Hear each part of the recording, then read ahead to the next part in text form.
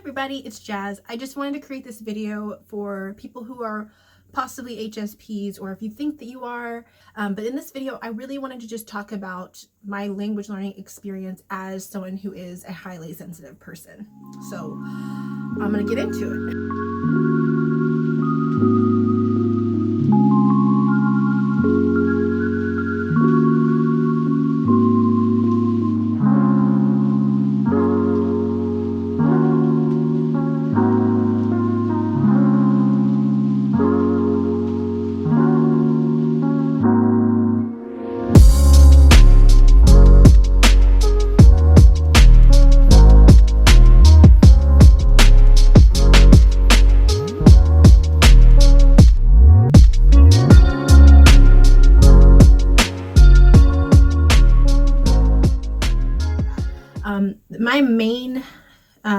My main reason for learning languages has always been people-centered. Like, I encounter someone that I have had a connection with, whether it be personal or professional, just someone I feel like the fact that I learned German for the sake of the fact that I had a friend who happened to tell me that they were German, and we talked a lot. We were always at church all the time, and so I decided, you know what, I should pick it up because, you know, they're there all the time, and they talk about their culture and where they're from, and sometimes or whatnot. And then, you know, they told me it was a hard language to learn, and then I just learned it. So, you know, it's always been about someone else influencing me to learn it. As much as I do like challenges, it's been someone else has influenced me to learn a language, or based on my relationship with them. French has been my first love since day one of learning foreign languages. It is my it's my first language when it comes to foreign languages. So it's been mainly because of a personal connection that I've had. As I mentioned before, my birthday is a French holiday. It is July 14th, Bastille Day. And I mean, that's been my connection. I don't know, it's just one of those languages I just picked up and I just loved it. Cette heure, c'est 20h40 ou 8 o'clock aux États-Unis, à Los Angeles. But when it comes to traveling, for me, it's always been, how many people can I get in contact with? Like, how many people can I come home with, with WhatsApp numbers or emails, or, you know, whatever reason it may be. How many business cards can I collect? Because when I was studying abroad in Paris, we got to tour all these different places. And I was thinking, well, how many businesses can I connect with? How many friends can I make? How many people can I talk to? I mean, I'm a very introverted person, but when it comes to French culture and language and people, I was just thinking, I'm in a foreign country. Like, how many people can I really build a genuine relationship with?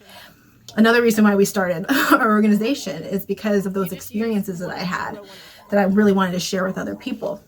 It's like, I understand what they're saying. I understand how they're the mentality of what they're trying to tell me. But if you ask me to translate that to English, I will not be able to help you because a lot of times I'm still processing what they're saying. But at the same time, I also feel like I understand what they're, you know, it's like that thing where it's like, I don't know how to explain it in words, but I understand what you just said. I understand. It was like a moment when I was in Mexico, my friend's, his dad, because I was telling them that, you know, or other than, you know, any information that I'm confused about, like, speak to me in Spanish. You know, this is Mexico. So he asked me, hey, you know, while they're setting up the table, can you reach up to the cabinet and pull out, I think it was like something that he wanted me to get. And he said it in Spanish, and everyone's looking at me and they said, Jazz, did you get that? And I said, we'll see. And so I went over to the cabinet. I said, I think this is what you're asking me. And he said, yes, that's exactly what I was asking. So sometimes I think, like, because I've heard, there's a really great podcast, and I also linked that below, it's from Melissa Griffin. And she had a guest on who is a psychotherapist that works specifically with HSPs. And she is an HSP. And she was talking about how sometimes people think in images, where it's like, you don't, like, words is like something that can be really hard to process sometimes. So it's like, I'll understand what someone's saying, but I just can't put it into words. And that's also part of like the brain where it's like that part of your brain where it's like it goes beyond language. It's like a physical, like, connection with another person. So there are times where I feel like conceptually in words, I do not understand. That's why I said I understand it now later on because I had time to process it. And, obviously this is an experience that happened 2 years ago. So I can still kind of remember it and I can process it and what was going on. But at the moment, he just said something in Spanish and I just was like, my first reaction is, I think this is what you said. So sometimes, like, as an HSP, I feel like that's some experiences that I have, because it's like when someone asks me, okay, Jazz, like, what did they say? Like, I had some of those experiences when I was in Paris because I was with some people in our group who did not speak French at all. Like, what did they say?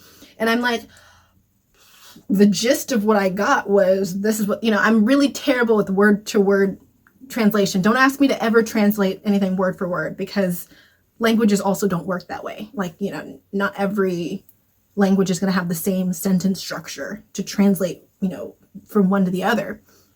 Another thing about HSPs is that being easily overwhelmed and being like overstimulated is something that can happen. And I can understand that because we process a lot of information at a deeper level. Like, you really like don't ever ask me to make a split-second decision, because I will like take like 3 days to make like a decision. Don't ever ask me what I want to eat for lunch. Like, any decisions, don't ask me, because I will think way too hard about it. But I think like even overstimulation, it doesn't always happen with like negative events. Like, oh, there's so much stuff that I'm processing. It could be like overwhelmed from like an environment, because I know as a person, from my own personality, is that I don't adjust very well to change.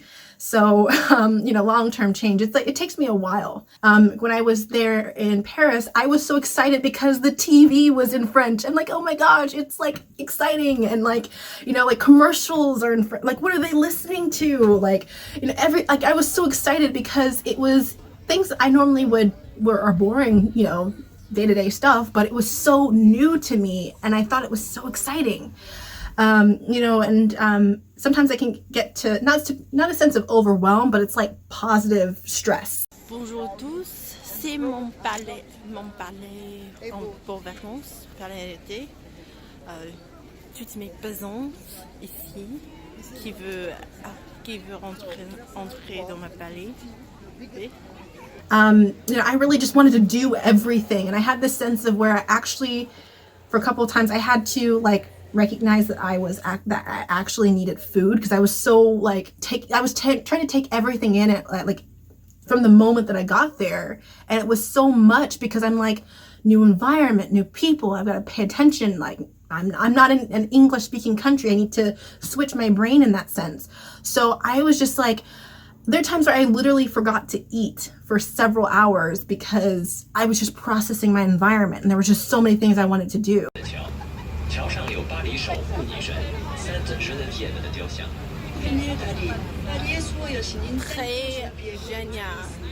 On the subject of noticing subtleties, I think when it comes to learning a language from the initial stage, it's very easy, because a lot of times, like, especially if you are trying to notice patterns like conjugation. When I learned French, it was very easy to pick up from the beginning, because okay, like, it's the same ending. Every verb has the same ending despite irregularities. And sometimes it was like, there's certain words where I know it was going to be irregular because of a certain way that I've noticed this. Or and I think, like, for me, I've never really been a very academic person. I think for me, it was that I've always learned best by observation because of that ability to observe.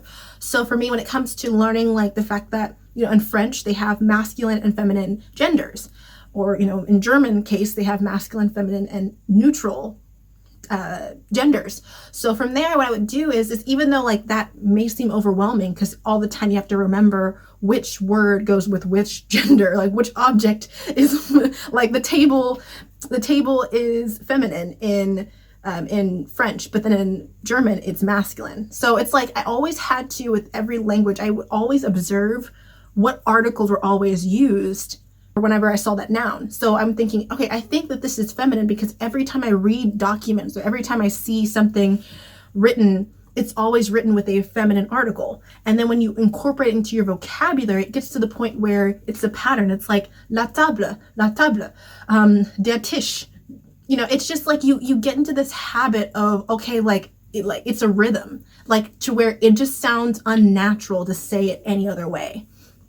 Even with German, with the 4 cases, like 4 different articles of expressing what part of speech the sentence is I started basically reading stuff and I started noticing that this sounds really odd to not say it this way, because every time I read this word in this particular context, it's always with this article. But I think that you're going to get the most where it's going to be forged into your memory is by observation, because my brain has been, from genetics, has been trained to notice little things. So I'm always noticing these little things, or every time this context shows up, this word is always, especially like with slang and idiomatic expressions. Like if you're watching like films, it's like I always notice that they use this word in this particular context. So I'm assuming that this word means this. So I really never have to, I really always learn vocabulary from observing. Is you want to learn the foundation, and that's going to be like the way that you get a sense of learning, but you really get the most experience and the most solidification of that knowledge when you see it on a regular basis to actually be able to point it out. So that's just, I don't know if that's like going to be helpful to anyone, but that's just basically how I've learned and solidified all my languages. I wouldn't say I'm fluent in all of them. I'm still currently maintaining them, but I still always try to find a way to just basically by observing. I've just noticed that about myself, is I'm like, it's more like you expose yourself and then you ask questions to clarify what you've just observed. So that way you kind of have control over what you learn. So, I think that's the best way, because I think if you're like a person kind of like me, where I'm like, the classroom is, I learn a certain way where I'm very visual and I have to, constantly be exposed to it in order to maintain it, then I think that's kind of like the best way to go. And that's also why I never teach really vocabulary, because you can learn that as you go. Even in the English language, I didn't really learn English by studying vocabulary. I learned English because I hear it all the time. And then as I got older, there's certain words that were in my vocabulary because I've heard other people say it. I've learned, I think the word compelled, I remember that because I used that word one time, and it was because I heard someone else say it and I incorporated it in my vocabulary. Yeah. And I think it's because with HSPs, I know that it's common for us to have there's certain nerves that allow us to mirror people. So a lot of times when we hear people say things, sometimes we adopt what they say or what they think or how they feel. So I don't know, it's really interesting. So yeah, I think that that's really my experience with language learning as an HSP. I don't know if it's similar to you or whatnot. I encourage you to check out the resources if you want to learn more about HSPs. And I think, yeah, in the most part, my language learning experience has been around people. How can I get more connected to people? I like the idea of seeing real world uses. So even as, the founder of MMP, is that we're always constantly thinking about how can we, how can we improve someone's experience? How can I connect with someone? How can I make this as useful as possible? Because I'm going to be honest with you, learning from a textbook is really not exciting and it's not useful. So, anyone who's a math nerd, it's kind of I'm going to be honest with you, I did not understand at all the point of taking pre-calculus in high school. And then I don't use any of it because, first of all, it was never useful.